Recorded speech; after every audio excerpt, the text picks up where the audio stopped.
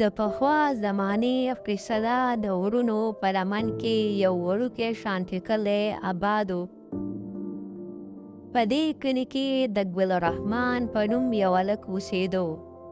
دا ډېر زیات غریب و خو خپل کار روزګار به یې کوه. دا به سهار د کوره ووتو د کار په تلاش کې. کله به ورته کار میلاو شو او کله به واپس تش لاس کور ته رالی. د چې به کمه مزدوري کوله په هغې به یې د خپلې مور علاج کوه، ځکه چې د ده مور ډېره زیاته بیماره او د ده پلار 2-3 میاشتې مخکې په یوه حادثه کې مړ شوی او د کور ټوله ذمهواري ده ته په حواله شوي. دا چې به کله د کار په تلاش کې ووتو او څو غریبانان به یې په لاره کې ولیدل نو د هغوی سره به یې مدد کوو. دغه شان وخت ډېر په خوشحالۍ تېرېدو. یوه ورځ ګل الرحمن د مازدیګرې د کار نه واپس خپل کور طرف ته را روانې. په دې ورځ ډېره زیاته ګرمي، ګل الرحمن ډېر زیات ستړی شوی. نو دا اچانک د یوې ونې لاندې یو سړی ویني چې ډېر زیات خفه. نو دا ګل الرحمن د ده خواله ورشي. دا ګل الرحمن چې د سړي خواته ورشي نو دا ګل الرحمن دې سړي ته وایي: مشره ولې خفه یې؟ تا ته زما خیال دی ته د وختي نه دلته ناستې او خفه یې. نو دا سړی ورته وایي: زه د 2 ورځو نه نهار یم، که تاسو را د خوراک لږ څه یي نو ماله یې راکړه. دا ګل الرحمن چې د دې سړي دا خبره واوري نو دا ډارې خپل کور ته لاړ شي او دې سړي ته لږه روټۍ راوړي.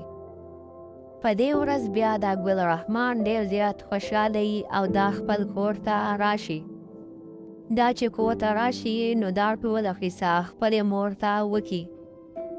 مور چې دا خبره واوري نو ډېره زیاته خوشحاله شي او د ده دپاره د الله نه دعا وکړي چې الله یې کامیاب کړي. دغه شان بیا یو څو ورځې تېرې شي نو دا ګل الرحمن ډېر زیات سخت بیمار شي.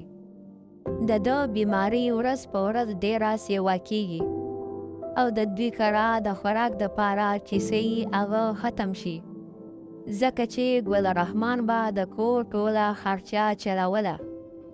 دا مور یې د ګل الرحمن ته وایي الله به زموږ څه مدد وکړي.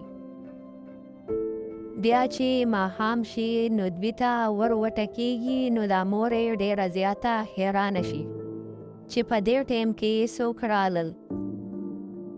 دا ګل الرحمن بیا په قلاره ورشي او دا چې ور کولاو کړي، دا چې وګوري نو یو مالداره سړی د ده کور مخې ته ولاړي.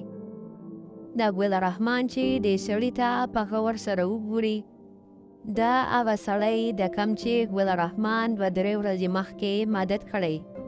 نو دا ګل الرحمن ډېر زیات حیرانه شي چې دا خو هغه بله ورځ غریب و.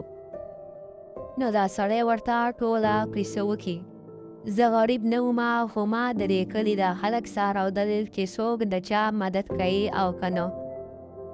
دا سړی ورته خپل نوم هم ووایي چې زما نوم یاسین دی او زه په دې کلي کې یو استاد یم.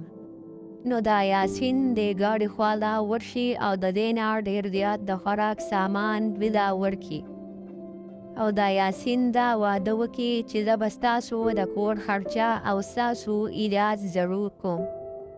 بیا دا یاسین د ګل الرحمن ته وایي: د نن نه پس ته زموږ سره په سکول کې نوکر شوې.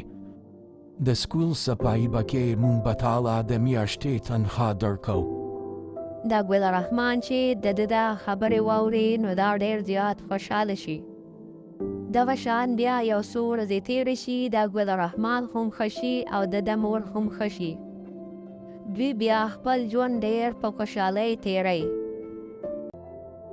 او ګل الرحمن هغه شان چې کله غریبانان په لاره کې اینې نو د هغوی سره مدد کوي.